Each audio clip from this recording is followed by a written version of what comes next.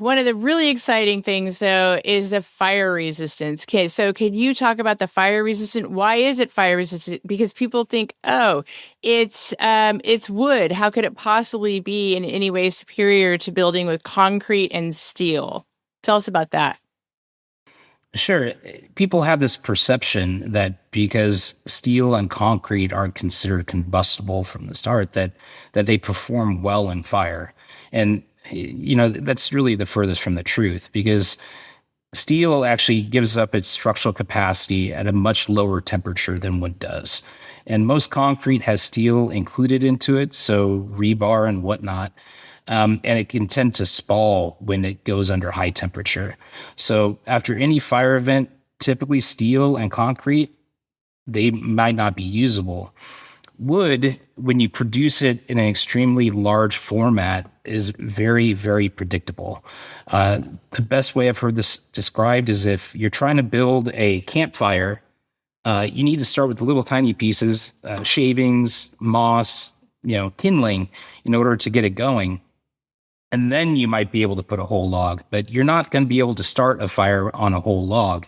The same is very, very true for our panels, that they are so large and so dense that if a fire is happening around it, that the char rate, or the rate at which the fire can burn through the wood, is very, very predictable. So that can be built into the engineering designs for the building. Typically, when we help an engineer design for our buildings, our panels have a lot of excess capacity, and they're limited by vibration. And so from that standpoint, we can withstand a couple inches of char for a 2-hour fire rating and still have plenty of material there to maintain the structural capacities of a building. So from that standpoint, wood could be one of the safest materials we have to build with if it's done in a very large format in multi-story buildings.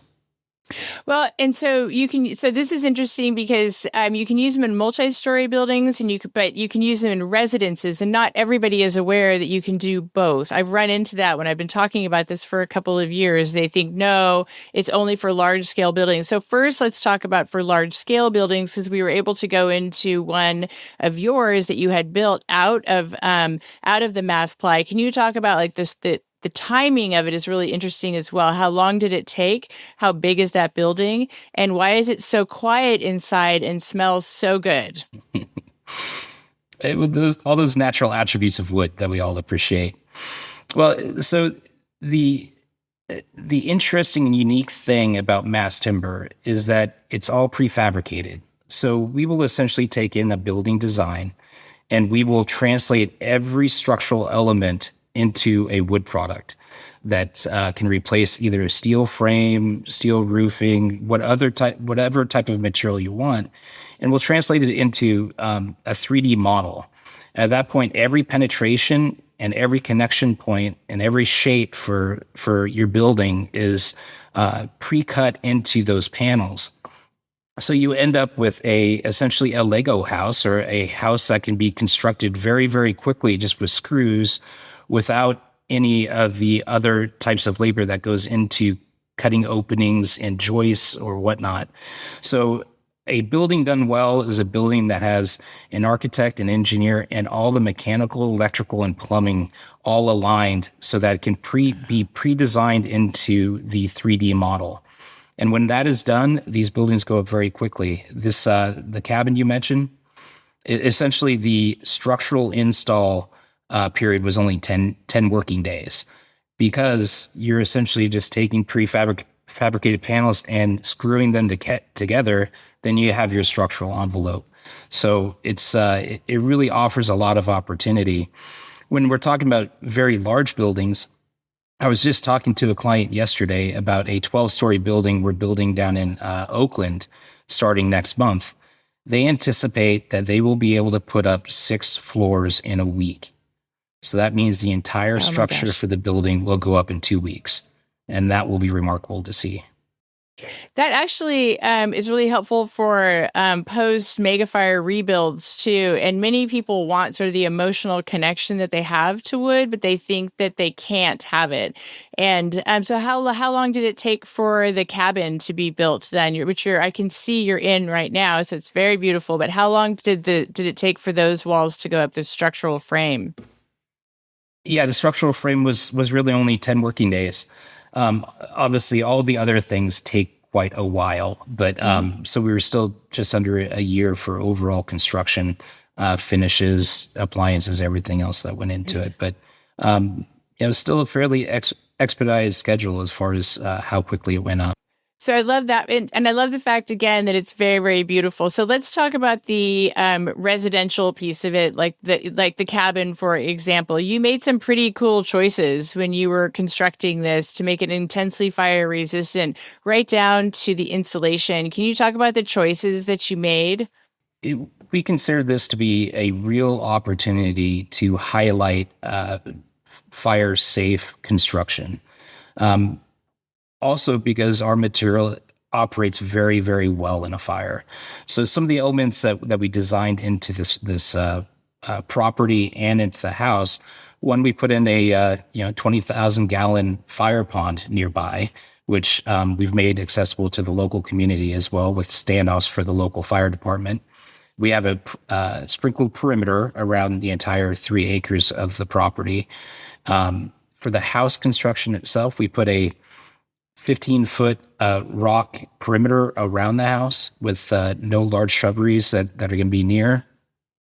The buildup for the walls are essentially from the interior, our 6-inch mass ply panel, which makes up the interior visible but also structural envelope for the building. Then it has a WRB, or weather resistant barrier. Then we have standoffs and a rock wool insulation, which is fire resistant. Then we have a 2 different siding types. One is a shisugi bond, which is a Japanese method of pre-charring wood, which allows a additional fire protection. And then we also have steel cladding on the other portions of the building. So everything across the building envelope is all non-combustible, essentially. But one of the other things that happens in a building like this is that there's no interior attic space or framing. So a lot of times what happens with a fire is that embers can get into your attic space and essentially burn the house from within. So this is fully enclosed. The house is very, very airtight. We handle air movement just with a air exchange from that's mechanical interior, but also just through window venting when we're here. So on a whole, there's no way for an ember to actually enter the house. A couple of the other novel things we did is we put, sprinkler heads up on the flat portions of our roof, so we could potentially add additional fire protection around the property if we could. And so interesting. We saw a lot of sprinkler salespeople go into the Palisades and Altadena after the fires, and we said, well, those are great for rural communities, but if you have a shared water system, where you have a suburban, like small lots, 4,000 square foot lots, they're actually not as great, but they're wonderful for rural communities. I also, if you could take a moment, because when you drove past your pond, your water retention pond, I would have never guessed it held that much. Can you talk about the size when you're looking at it? Because otherwise you just don't notice it. It was pretty cool. Yeah, I can't remember exactly what the overall dimensions were, but it's somewhere around, let's say, 20 feet by 40 feet. But it's about 12 to 14 feet deep, if I remember correctly. So the depth is what really gets you a lot of that volume that we have there. And, like I said, it was, we luckily have the assistant fire chief as our neighbor. And so when we were talking about doing this, he asked if there was some additional, benefits that we could do, like add the standoff for the local fire department, because they are water deprived during these events as well. So it's an opportunity for them to access water quickly. So we were happy to do that. I love that part. The other thing is that unfortunately, too many people who are new to this space think you're sacrificing beauty for being resilient. And I didn't see that at all. I saw so much beauty, and it's so resilient and resistant to fire. When you're talking to new clients, or do you have a lot of residential people coming to you, or is it primarily all commercial? No, we have a lot of residential people that talk to us as well. I would say maybe unfortunately, but fortunately, just to be able to get in the single family space is a lot of the buildings that we do or have done in the last few years have been in those truly high end residential in locations that have, say, restricted building zones. A good example would be Jackson Hole or the Tetons, where the building season is so short and the snow loads and other capacities are so high that having a truly engineered panel like this would work very well. So we've done numerous high-end homes where, cost is not that much of an issue. What I'm really excited about, though, too, is that we are also working with the universities, University of Oregon and Oregon State University through the Tallwood Design Institute, and also through many other clients and other universities to help develop cost-effective mass timber single-family housing. Because the next shoe to drop when housing starts to open up again is the lack of potential workers out there and construction workers in order to erect houses. So if we can handle a lot of these elements inside the factory and prefabricate these, so all you need to do is screw it together, then you can end up with what I think is a truly a much higher quality home than what we've had in the last 10, 15 years. That you could sacrifice some of the time it takes to put up these homes, especially in a typical stick framing, and end up with a much more solid structure that could give you a little bit more certainty of being reliable in a fire as well. I love that part because I'm a fan of the Sears Roebuck model, like a Forest Square. I think those houses are still standing. They're super beautiful. And that's just one of the models that I happen to be very fond of. But in the recent past, when people were doing the panels that you could put up, one of the issues that we had was that in shipping, they would arrive broken. In Sonoma County, that was a big issue that we had. So it sort of lagged then. But I don't see that as a problem with your type of manufacturing. Would you agree that that's true?